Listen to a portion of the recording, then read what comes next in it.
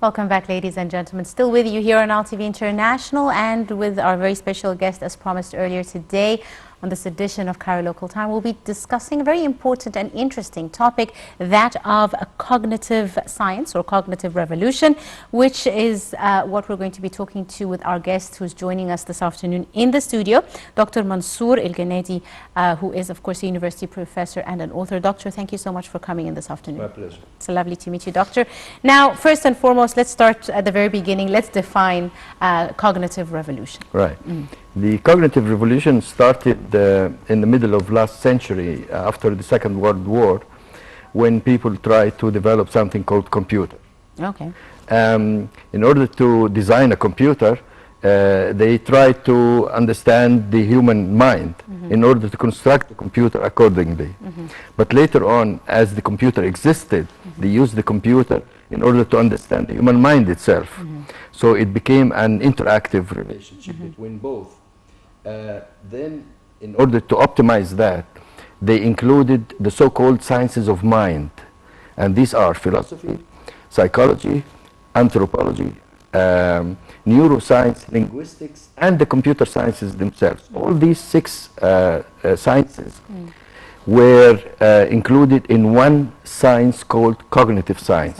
Okay. This multidimensional, integrative, holistic perspective of the mind resulted into a deep understanding of the human mind, number one, and the creation of a mind outside the human being on the other side, which we call artificial intelligence.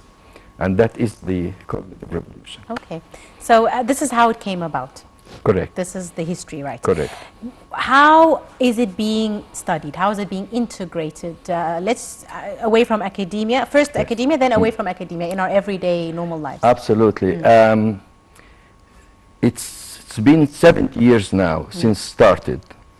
Meanwhile, it is being a major subject in most of, not most of it, but around 70, 80 universities around the world, one of which is Harvard University. It's also taught in the University of Vienna, etc., etc. So on the one hand, it has become an academic study, but it has become a life philosophy in the Western society. So the little child would tell you today, probably, maybe, you know, this is the result of the cognitive revolution, in the sense that when you understand your mind, you understand relativity, you understand how limited your mind is. What is the role of emotion in our decisions? What is the role of subconscious and our child experience, which we have forgotten about, but it is directing our behavior, etc., etc., etc. So when you understand your mind correctly, you become modest, you become relative, you are not arrogant, and so on and so forth. So that is the reflection of the cognitive revolution on everyday life. It changes all your life completely. And that's why it's called cognitive revolution. It's a real revolution. It's one of the most important revolutions in human history at all. Because when in history, a brain was created outside the human being. True. Yes, indeed. In Egypt, how far have we come with cognitive revolution? Not only in Egypt, in the whole of the Arab world, the cognitive revolution has not reached us yet. 70 years now, and it has not reached us yet. Why do you say so, doctor? Why do you say it hasn't? Number one, the subject itself, cognitive science, is not taught at one single university in the whole of the Arab countries. Not yet. Okay, that's an indication. Another very interesting indication is the word al-aql. Al-aql in Arabic, mind. This is an indication that the cognitive revolution has not reached us. Why? Why?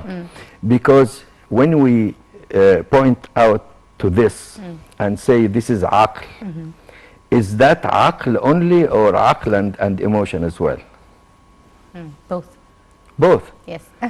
So why, you know, it's like when you call a car wheels or something. It's not complete. Not full. And it is an indication that you don't understand your mind. So let's assume that cognitive revolution, reaches the Arab world and Egypt. How can it be used in the development of nations, not just personalities? It can be used in making the reform Yes. succeed. Okay. In the Arab nations, we have a history of several centuries in which we are trying to reform the society unsuccessfully. Since Ibn Rushd and Al-Ghazali in the Middle Ages, and we are trying to reform again and again and again and again without any success. The cognitive revolution would help us succeed in reforming, in modernizing our society. Right. So could you give me examples of how the cognitive revolution has affected the societies that it exists in, Right. historically? Yes. Yeah. A very good example is our ability to agree among ourselves. Okay. That is a central point. A very central point, politically, economically, socially, and everything. Why? Because if we don't agree among ourselves on the level of our leaders, political leaders, on the level of our, on the level of some colleagues in a certain office or company, then the teamwork ability is reduced. If you cannot agree among ourselves, we cannot be productive, and if we are not productive, we cannot be a strong nation. We will not be able to export more than we import, which is the case now. So, and why aren't we able to agree among ourselves? Because our reference for what is true and what is untrue is diffused, is not well defined. In the West, they have agreed that experimental science is the reference. When I disagree with you on something, we refer to material Scientific basis. scientific basis. But in our society, we have Al-Sheikh is alim, and we have Zuwail is also alim. So, but these are two different, completely two different types of sciences. I'm not saying one is better than the other, or one is the science and the other is not the science. But we have to agree among ourselves and to be clear about our reference for what is true and what's not. And that confusion causes our inability to agree among ourselves, which reduces our productivity, which reduces our ability to grow as a nation. Who decides, Doctor, the point of reference? Sorry? You said, a religious figure or a proper true scientist could both be points of references. You're not saying one is scientific, one is not. Correct. Who decides? Who decides? Yeah, the point of reference. How do you and I agree to which point of reference we go to? The society has to, there has to be an open discussion on that. The society has to agree. This is we have to define our position in the evolution of humanity. Yeah, we have to decide where we stand, and this discussion on the reference has taken place, for instance, between Sheikh Al-Azhar and the president of the Cairo University. But unfortunately, it didn't continue. This discussion has to continue, and we have, as a society, to agree. Maybe we agree on, in some cases, in certain situations, this should be your reference, and in other situations, this should be your reference. But the man on the street is totally confused at the moment. And unless this discussion is taking place, and unless the society reaches a consensus on that, the man on the street will still be confused, and that's not good for the productivity of the country. Dr. Mansour, you said something to me before we went on air, which was quite interesting. You said we haven't achieved a cognitive revolution in Egypt and the Arab world, but the product of the cognitive revolution is very much available to us. How so? The mobile is in the pocket of every one of us. So this is a product of a This is a product of course. Because of the deep understanding of the mind, the computer and the artificial intelligence has been created. So that is a product of the cognitive revolution. What other products are there of cognitive revolution? You spoke about the way people treat each other. You spoke about technological advancements. Right. What else? Technology is one product, but the even more important product of the cognitive revolution is the thinking behind it. Okay. Yeah. This means things like, for instance, this reference which we talked about. What is your reference in reaching Agreement. the agreement or the truth?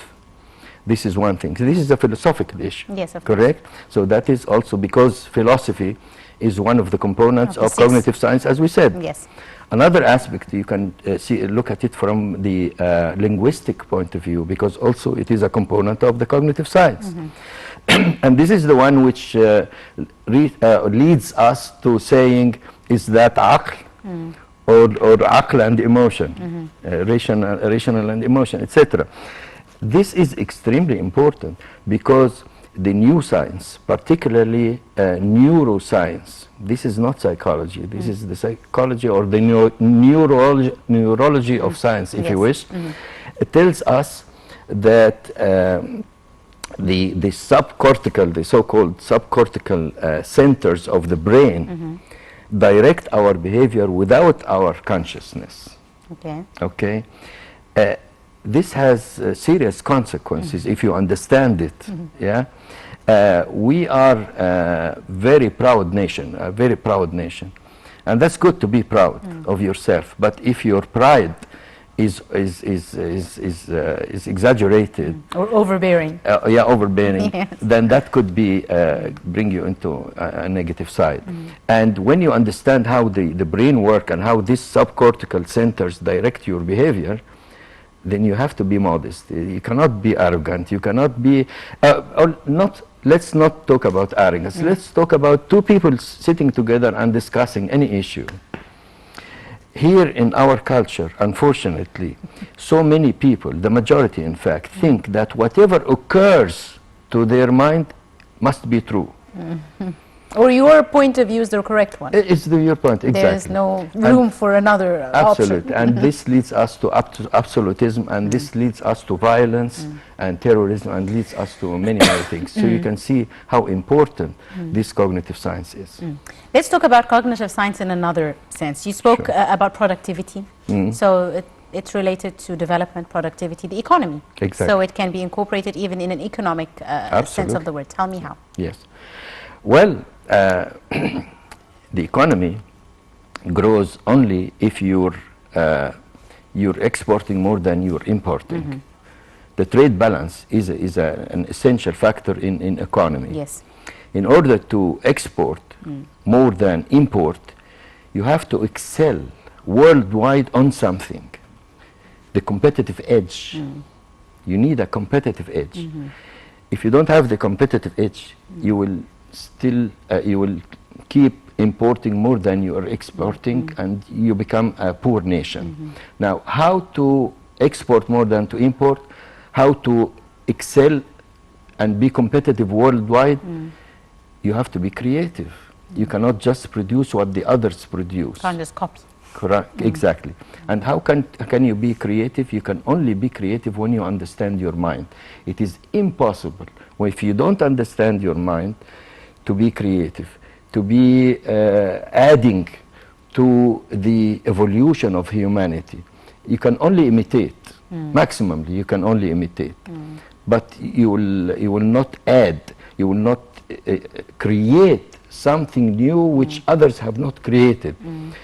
Why is the Facebook and social media are so strong? Because these people created something called artificial intelligence, and with the artificial intelligence, which is related to our mobiles, they get all our information and they excel over us. So you need to be creative, and you cannot be creative without understanding your mind. Cognitive revolution seems to be a very humanities subject. Is that correct? Absolutely. It's not humanity subject. Scientifically driven, wouldn't you say? Absolutely, absolutely, scientifically driven. Because humanity versus hard sciences, Yeah. this is not correct. No. Because the cognitive revolution, particularly this this neuroscience which I mentioned, where you use the magnetic resonance, you know, in looking at the activities of the brain when you are looking at pictures or listening to music or whatever, exposed to certain Different stimuli. Mm. This shows you which parts of the brain Reacts. react and are responsible for which activity, etc. So now, because university professors in our culture say, for instance, something like consciousness is an immaterial entity. Scientifically, that's But not scientifically, that's not true.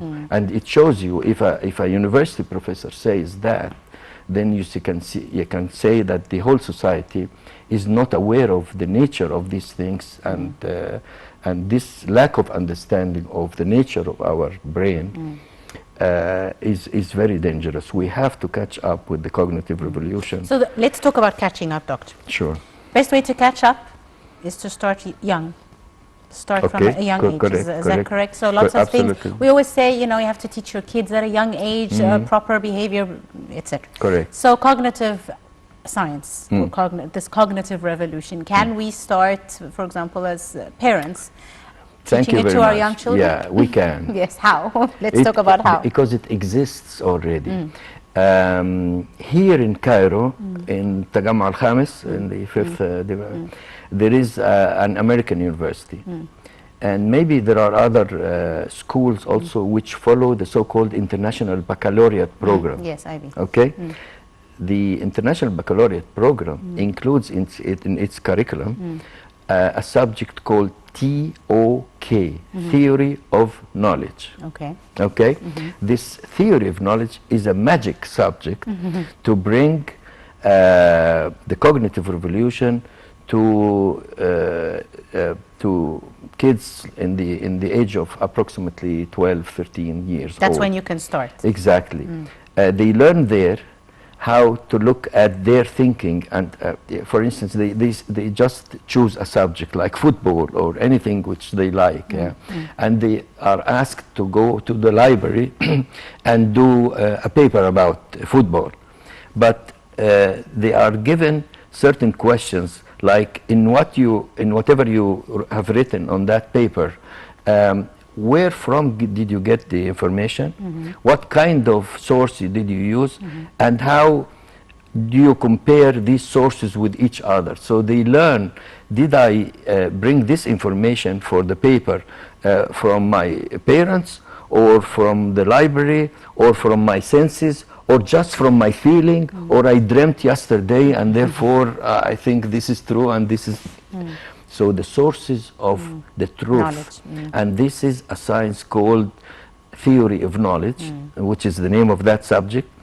I was shocked when my daughter came to me at the age of 12 and told me one of her subjects is TOK. I said, what is TOK? Because I studied philosophy, and it was one of the most difficult subjects. It sounds very, you know, confusing. Yeah, very shocking. But the way they teach it now is so easy for the kids. To grasp. Yeah. And to grasp the idea, what made me choose the specific source? Exactly. What to think behind the choice. Exactly. And this helps you to relate things like truth and suspicion, things like reality and imagination. Where are the limits? And it's a fascinating subject, this epistemology is called, epistemology. And this is one of the components of cognitive science and the cognitive revolution. So we can start at a young age, introducing the idea to our children and getting them in the habit of thinking about their thoughts. Yes, but we have to introduce also the cognitive science to the university. Possibly as a subject for whatever you study, whether you are studying medicine or engineering or whatever. And in the first year to study the cognitive science could be helpful in whatever specialization you're studying. Absolutely. I'm afraid that's all the time we have for today, but I'd like to thank you very, very much. With Dr. pleasure. Mansour Ganedi, University Professor and author. Thank you so much, sir, for your time. It's been an absolutely enlightening conversation. Thank you so much, Doctor. Thank you. Thank you so much. Thank you. Ladies and gentlemen, that's all the time for today's edition. We do hope you have enjoyed it. You're in the company of myself and Meher. Many thanks for watching.